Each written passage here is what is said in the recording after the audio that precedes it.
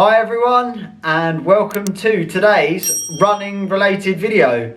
So yeah, it's been a little bit of time since I last uploaded here on the channel, and I thought it'd be a good idea to dust off the camera and give you guys a little bit of an update as to what I've been doing over the last sort of 4 to 5 weeks. So yeah, you guys that follow me on Instagram and Strava will already know that I have been running. I've still been training, which has been really good. I haven't been injured or anything like that. I have been out putting the miles in, getting it done. So yeah, as I say, really pleased with how the training's been going over the last sort of month and a bit. But you know, at the moment with the seasons changing everything, unfortunately that brings a lot of sort of dark mornings and dark evenings. So you know, being a dad and having a full-time job, the training for me, I just need to fit it in as and when I can, and unfortunately that usually falls into either the dark mornings or the dark evenings, which you know, doesn't provide a lot of opportunities to provide some very good watchable content for you guys here on YouTube. So you know, me running around in the darkness and having a head torch bobbing along isn't particularly riveting viewing, I wouldn't have thought. So what I've done is just opted not to take the camera out with me over the last couple of weeks, just have a little bit of downtime, bit of chill, not worry about, you know, having to edit videos and this kind of stuff, and you know, stress myself about trying to create exciting content out of, you know, what is pretty bleak winter conditions. So yeah, just left the camera at home, got the training done, and just been enjoying my running. So that's why I haven't really uploaded a video over the last couple of weeks. But that said, as I say, the running's been going really good, and I've managed to tick off one more big goal over the last couple of weeks, which was my 2025 goals for the year, which was to run 5,000 kilometers. So pleased to have already ticked that box so far for this year. Obviously we're just at the start of November now, and to have that already done is superb. So yeah, we'll see how many miles I can accumulate before the end of 2025, but pleased to have you know, crossed that 5,000 kilometer mark. Other things to talk about, obviously we've got a couple of races coming up, so there is some content coming your way over the next couple of weeks, heading into November, and that also means the start of the Surrey Trek and Run Backyard Trail Series for 2025-2026. So we've got the first race of that coming up in a couple of weeks' time on the 21st of November. So that's exciting. Looking forward to sharing the trails with Zachary again. We're going to be going out and trying to beat our times from last year, I think is going to be the goal for these races going forward. So yeah, we're just going to try and bring the times down a little bit rather than trying to add extra laps, because he's still a young boy, and I think maybe pushing him up to 15k is a bit of a stretch, but you know, he's getting fitter and faster. So yeah, we'll try and bring the times down for the 10k as best we can for these series of backyard trail races that we've got coming up. So as I say, that's on the 21st of November, and then the day after that we've actually got an ultra. So over the last sort of couple of weeks I just wanted to put something in the calendar that gave me a little bit of motivation to train towards. So I ended up entering the Copthorne 100k. So it's a loop course. It's 10 miles in total per loop, and it takes place over sort of towards Mickleham, so taking in Box Hill area, all those parts of the North Downs over that way. And yeah, so I'm going to be doing 6 laps of the Copthorne course on the 22nd of November, so the day after the first backyard trail race. So yeah, a couple of things coming up pretty consecutively there towards the end of November, and then looking past that we've got the last race in the UK Ultra Triple Crown Series, which is going to be the Winter on the Downs 55 miler. So that'll be the last race of the year currently that I've got sort of in the calendar. So yeah, we've got a couple of things racing and running wise to look forward to. Also exciting news, over the last couple of weeks I've teamed up with the guys at VJ, and I've been very honoured to be made part of their sort of UK racing team and working with them. So I've been using a lot of their shoes over the last couple of weeks, which yeah, I'm going to share with you guys now. So yeah, as I say, I'm going to go through the shoes, and I've also got some other little bits of kit that I've recently purchased that I want to share with you guys that I will be testing in future videos for you guys to keep an eye out for. So yeah, Without further ado, we'll dive into the shoes and I'll talk to you a little bit about those as well. One more piece of kit that I forgot to mention about was this thing here on my wrist. This is the Sunto Vertical 2. So I've had this now for about 5, maybe 6 weeks. And yeah, been really impressed with this watch. It's pretty much been glued to my wrist ever since I had it, barely taken it off, only to charge for a couple of times. And yeah, been really impressed with it. It's a great looking watch. Very similar design to the Vertical 1, but you know, with a few slight tweaks here and there. It has a nice AMOLED display now instead of the sort of memory and pixel ones of the Vertical 1, and it also has a flashlight on the top of the bezel there, which is very handy in those sort of like instances where you need an extra little boost of light. But yeah, this watch has been fantastic. Tracked my runs really well in terms of like GPS data and elevation and stuff has been spot on. There has been one thing that's let it down, and that has been the optical heart rate reporting on this. I've had a weird sort of thing where I've been running along, going out for an easy run, and then if I go down a descent, for some reason it sort of spikes my heart rate, and then it sort of takes a little bit of time for it to catch up. So it's been sort of skewing the data a little bit on some of my runs, especially when I've been going up and down hills, which has been a bit of a shame. But I have a heart rate strap which I pair with this anyway on most occasions, and you know, that doesn't cause any issues. So yeah, it's just one thing that sort of kind of let the experience down a little bit, but on the whole this thing has been fantastic. The good far outweighs the bad. The mapping on it, superb. And yeah, just the day-to-day tracking of everything else has been fantastic. Steps, sleep, all that kind of stuff. It's yeah really good. So the Sunto Vertical 2, it's a great watch, and yeah, I'll be keeping this thing on my wrist for sure. Alright, so first up out of the 4 pairs of VJ shoes that I've been testing over the last sort of couple of weeks is my favourite shoe of them all, the Ultra 3. So yeah, I don't really need to say a lot about this shoe.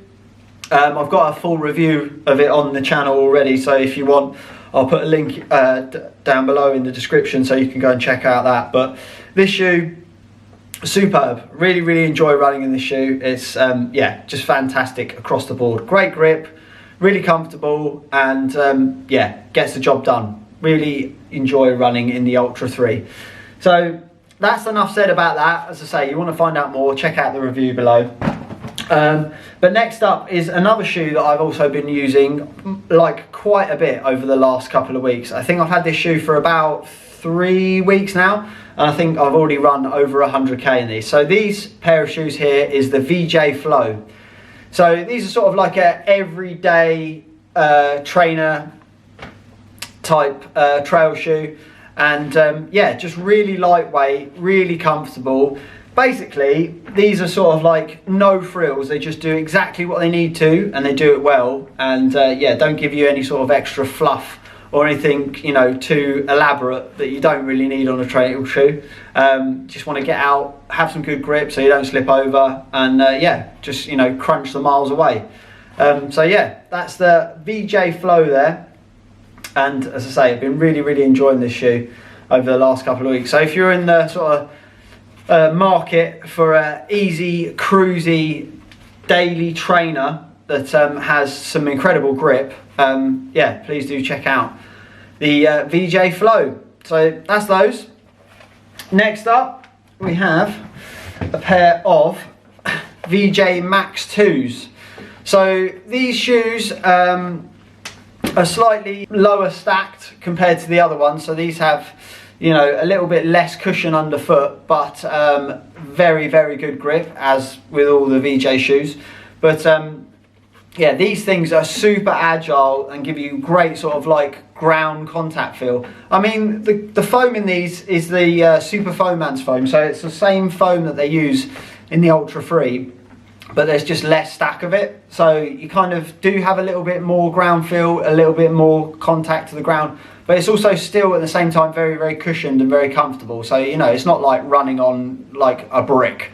It's still very comfortable shoe to wear, but just gives you a little bit more you know, contact with the ground, you know what your foot's going on, and just with the grip as well, just makes you feel really, really confident in your foot step. So if you're running on sort of like technical and, you know, rocky ground, these things, you know, grip and you feel confident in where your feet are going. So yeah, I haven't put as much miles in these as I would like to, but you know, it's still early days, and I'm sure I'll put many, many more miles into this shoe over the next couple of weeks. But yeah, from the sort of like 20 to 25k that I have run in this shoe, really, really enjoyed it. Superb, especially in the winter at the moment with this grip. The VJ butyl rubber that they use on all these shoes is superb. So yeah, that's the VJ Max 2, a super lightweight and agile trail shoe with great grip and very comfortable. So yeah, that's another one.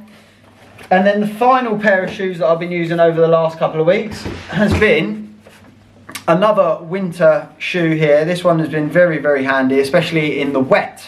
So this shoe here is the Extra from VJ. So basically this is a waterproof upper on this shoe, and it uses the same midsole and outsole as the Flow. So yeah, sort of like a Y platform, loads of rubber on there, great lugs, and yeah, really, really sticky rubber as always with all of the VJ shoes. But yeah, really, really comfortable. It's also pretty plush padded around the collar here and the tongue as well, so it does keep your feet nice and warm. So going into the winter when you know things are getting wetter and colder, the Extra could be a great option for you if you're in the market for you know, a waterproof shoe to keep your feet warm and dry.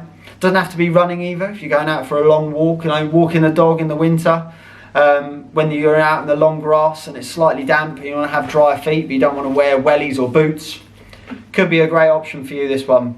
So yeah, as I say, really enjoying this one. Exactly the same underfoot experience as the Flow, just with a sort of, you know, waterproof weatherized upper. So yeah, that's the VJ Extra. So yeah, that's it for the VJ shoes. As I say, really honoured to be working with those guys now going forward, and they'll be looking after me. So you may well see me out running races, doing some training in VJ shoes. They will be my footwear of choice going forward. So yeah, really proud to be part of the team there with those guys. So with those bits out of the way now, I just want to talk to you about a few more things that I've got in for testing that I haven't actually been able to actually run in yet. I just wanted to quickly show you guys what I've got, and then I'll yeah, probably get some reviews together over the next couple of weeks once we've got the races out of the way. Give me a chance to give them a good testing. So yeah, we'll talk about those now. Right, so first thing up on the other bits of kit is this Moonlight head torch here. This is the Noctia Max. As I say, I haven't actually been out running in this one yet, but I have been using it pottering around at work and, you know, around the house and stuff, just giving it a little bit of a test. But yeah, I must say, in terms of brightness output from the light, really, really impressed with it. But as I say, I can't comment on its performance during a run yet because I haven't actually been out running with it. I literally received this like 2 days ago. So yeah, I haven't been out for a run in this one yet, but yeah, really light. And yeah, looking forward to giving it a go. It's a bit of a different design from other Moonlight head torches in the past. Traditionally, Moonlight head torches have the battery pack on the back and then, you know, the light on the front. But this is all integrated into the one unit here on the front. You can actually detach the unit from the headband. So, you know, you can just, you know, if you just want a hand torch, you can just sort of take that with you. But yeah, that's that. And this is being the Max version of the Noctia. It's got the slightly bigger battery pack here. They do have just a regular version of it, and it's, you know, got a smaller battery pack, but you know, with that the battery life is less. So yeah, the Noctia Max, as I say, I'll get out for a couple of runs in this. I'll probably try and use this during the Copthorne Races that I've got in a couple of weeks, and that'll give it a good testing, because no doubt I'll be experiencing darkness towards the end of that race, and yeah, it'd be a good opportunity to give this one a good test. So as I say, once I've done a few miles with this, I will put a review together for you guys so you can hear about my thoughts and opinions on, you know, how I felt with it on the run. So yeah, keep an eye out for that one, Noctia Max. Next bit of kit is this jacket. So about 2 weeks ago, I was out on a run, and I got my jacket, my other jacket, my old one, out of my bag, put it on, and realised I had a hole in the elbow, which wasn't very good, and it was quite a substantial hole as well. Obviously, being in the elbow, you don't really tend to look there very often, but I just put it on, I pulled the sleeve up, and I was like, oh, what's that?